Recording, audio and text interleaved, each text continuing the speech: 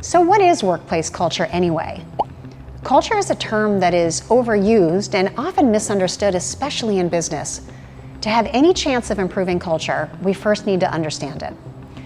Because culture is inherently complex, it's difficult to fully encapsulate in a succinct definition. But from decades of learning and experience, we've found the simplest and most accurate way to define culture is through 7 words: the way we relate with each other.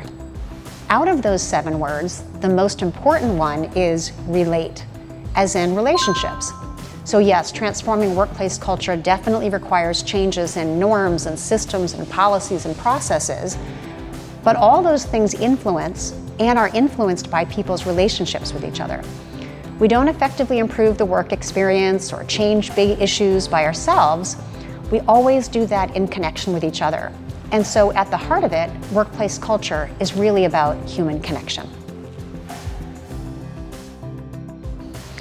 Here are 5 important things to know about culture.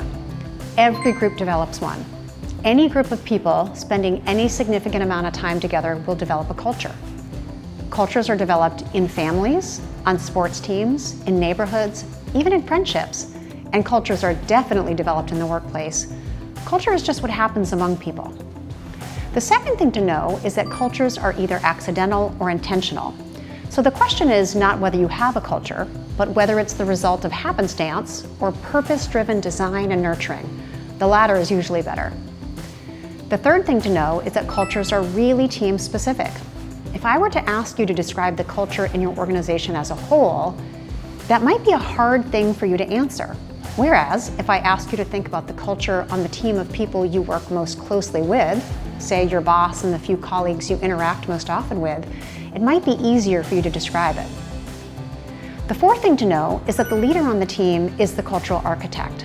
Because of their positional power, the formal leader has the most influence on the team's culture and thus shapes how work feels and how it's experienced by others. If you're a formal leader on your team, you have an extra set of privileges and responsibilities. We'll talk more about this later. And then lastly, culture is everyone's business. While the leader does have the most positional power and influence on culture, every single person on the team influences culture either positively or negatively. We influence culture by how we relate with others.